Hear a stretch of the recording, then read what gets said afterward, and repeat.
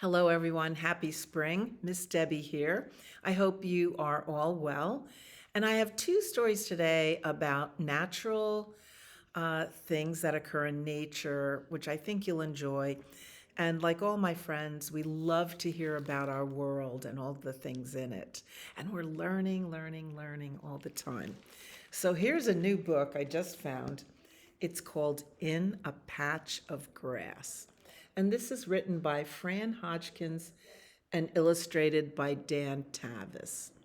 And it's about a director named, in real life, his name is David Attenborough, a naturalist, and filmed by a filmmaker named Steven Spielberg, and very famous people. So, In a Patch of Grass.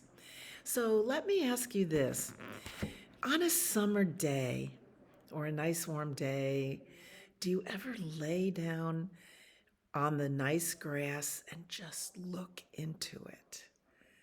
Look at the leaves of the grass or at blades of the grass, and maybe the little creatures that live in there. And you could spend hours in a sweet meditation just looking at nature, and in this case, the grass. In a Patch of Grass. We're going to learn a lot of things in this book, which I found very interesting. So, let's see who published this fine book. Okay, Tilbury House. Now, look at this.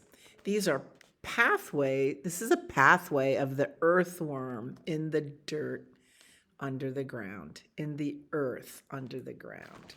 Did you ever notice on a rainy day, a really bad rainy day, the earthworms come out of the soil because the rain fills up their pathways and they need to come up to breathe the air.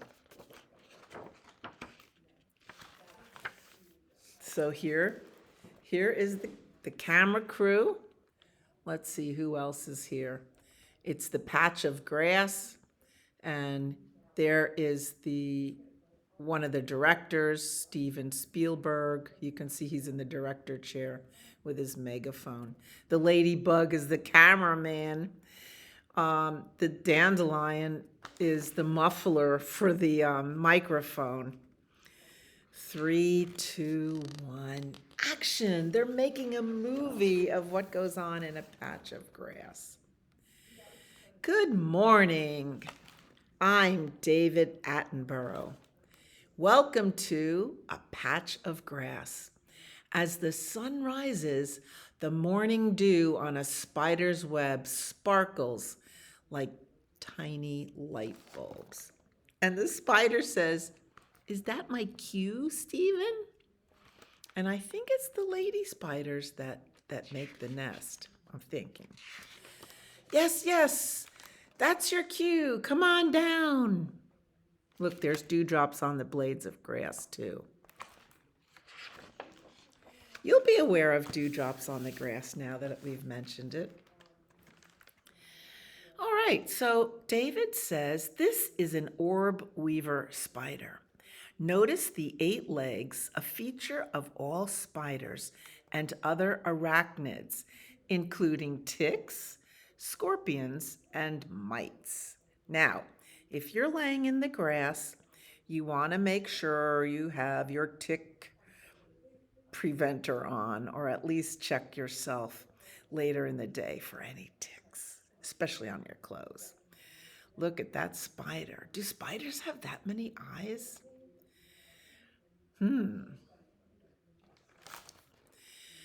Wow, man, said the fly. This web is really pretty. I want to take a closer look.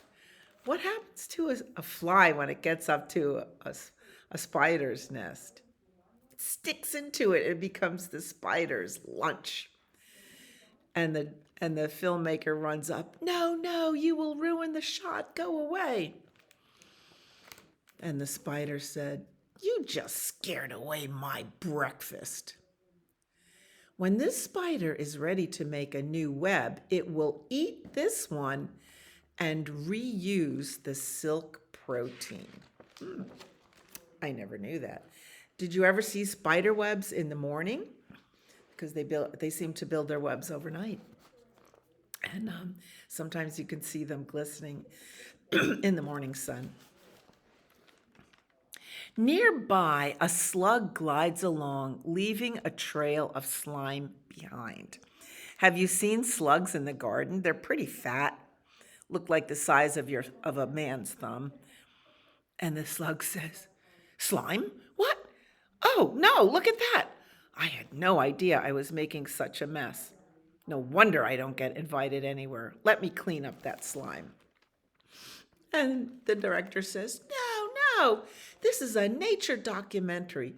Just act natural." Here he is. Here he is cleaning up the slime. But, it's okay, roll with it. And somebody off camera says, "Is it my turn yet?" Oh, look at the little violet. You can see violet flowers now if you look. They're out now, purple violets. A grasshopper appears in our patch of grass. Ta-da! And here's the spider, and there's the slug with his slime, and here's the grasshopper. You don't see too many grasshoppers nowadays. People put weed killer on their grass, which also kills bugs and things like grasshoppers. That's not good. Nature's great show-off, the grasshopper begins to sing its song. Show-off? I'm not a show-off, I'll show you. And he starts singing really loud. Oh, what a beautiful morning. And the director says, "What do you think you are, a cicada? Not so loud." And the cicada said, "Did someone say my name?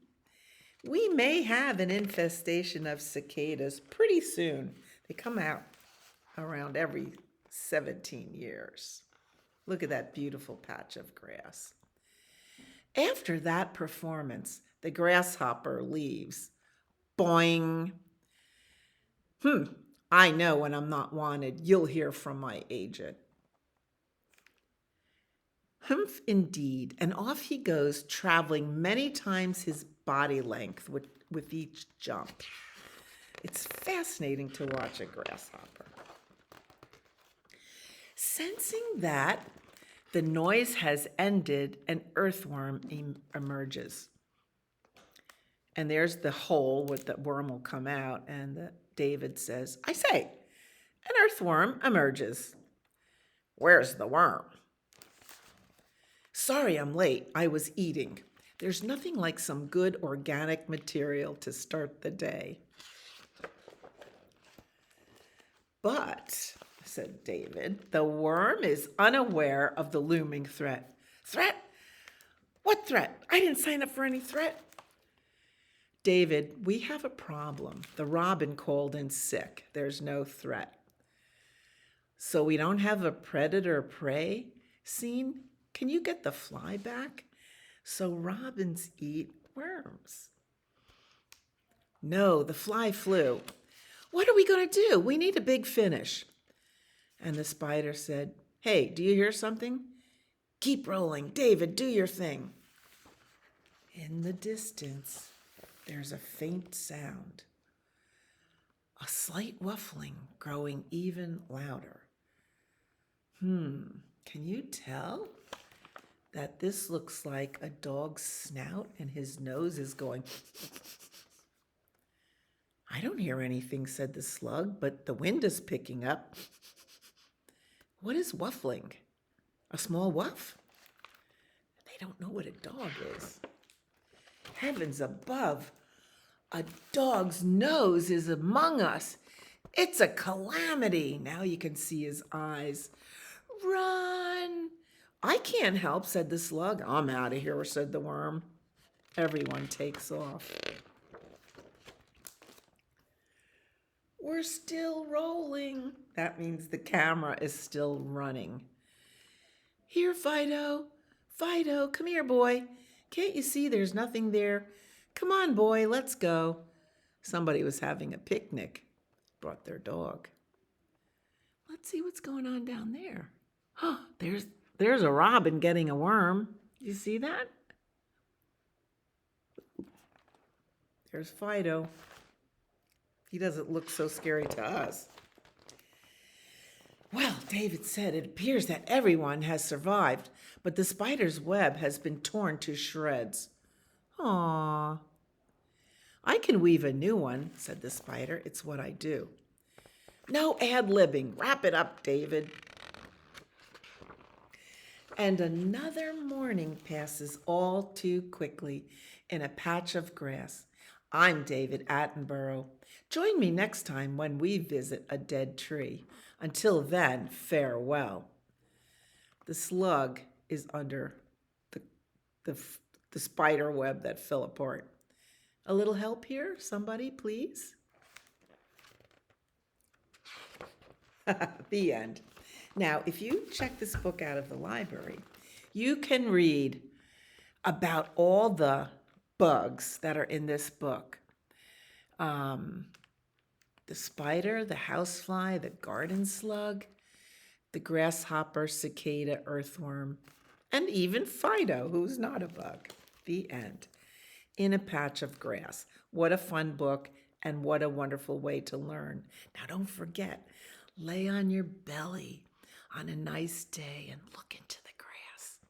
I'm going to do that. All right. Now, for our second book, this is an old book, so it's kind of got old pictures in it, but I like to keep it for our, let's say, edification about, the life of a tree. When Dad Cuts Down the Chestnut Tree by Pam Ayres and Graham Percy. I don't think in this day and age, dads cut down the tree. We just hire someone to do it. What's hanging in this tree? I don't know. It's a pretty big tree, though. Oh, published by Discovery Toys. When Dad cuts down the chestnut tree, here he is looking at it. He'll make such things for you and me. So he'll make things out of the wood. Maybe someone you know makes toys out of wood. He'll make a rocking horse to ride all day, a fort where all my soldiers stay,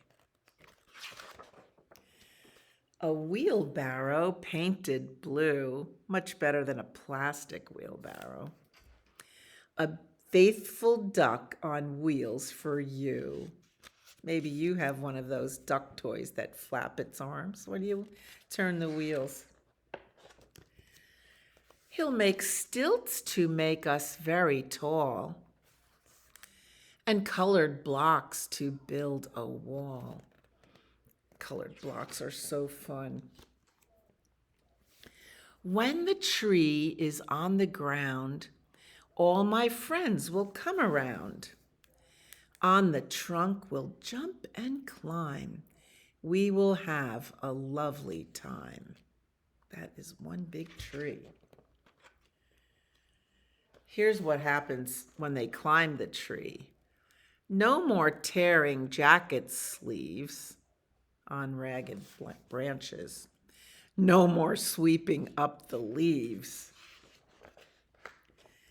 And when I'm tucked into my bed, kisses kissed and good night said, the tree won't scare me any more when the night wind makes it roar and the leaves rustle across the light of the streetlight or the moon.